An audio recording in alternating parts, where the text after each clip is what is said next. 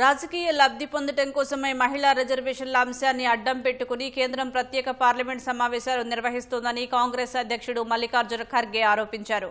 మహిళా రిజర్వేషన్ బిల్లును ఆమోదించాలని చూడటం ఎన్నికల ప్రవర్తన నియమావళిని ఉల్లంఘించడమేనని తెలిపారు. ఢిల్లీలో కాంగ్రెస్ వర్కింగ్ కమిటీ సమావేశం అనంతరం ఖర్గే మాట్లాడారు. ప్రజాస్వామ్యాన్ని బలహీనపరచడం, ఏకపక్ష నిర్ణయాలు తీసుకోవడం మోదీ ప్రభుత్వానికి అలవాటుగా మారిందని ధ్వజమెత్తారు.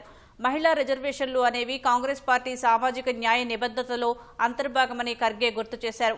2023లో మహిళా రిజర్వేషన్ బిల్లు ఆమోదం పొందినప్పుడే తక్షణమే అమలు చేయాలని కాంగ్రెస్ డిమాండ్ చేసిందని చెప్పారు. కేంద్రం మాత్రం జనగణన, నియోజకవర్గాల పునర్విభజన అంటూ కాలక్షేపణ చేసుకుంటూ వచ్చిందని విమర్శించారు. కేంద్రం తీసుకుంటున్న నిర్ణయాల వల్ల దేశ ఎన్నికల వ్యవస్థపై తీవ్ర ప్రభావం చూపే అవకాశం ఉందని ఖర్గే ఆందోళన వ్యక్తం చేశారు. ఈ పరిస్థితుల్లో ఒంటరిగా కాకుండా ఇతర ప్రతిపక్ష పార్టీలతో చర్చించి ఓ ఉమ్మడి వ్యూహాన్ని రూపొందిస్తామని ఖర్గే స్పష్టం చేశారు. ఖర్గే అధ్యక్షతన జరిగిన సిడబ్ల్యూసీ సమావేశానికి కాంగ్రెస్ అగ్రనేతలు సోనియా గాంధీ, రాహుల్ గాంధీ, ప్రియాంక గాంధీ, కేసీ వేణుగోపాల్, జైరాం రమేష్తో పాటు కీలక నేతలు హాజరయ్యారు.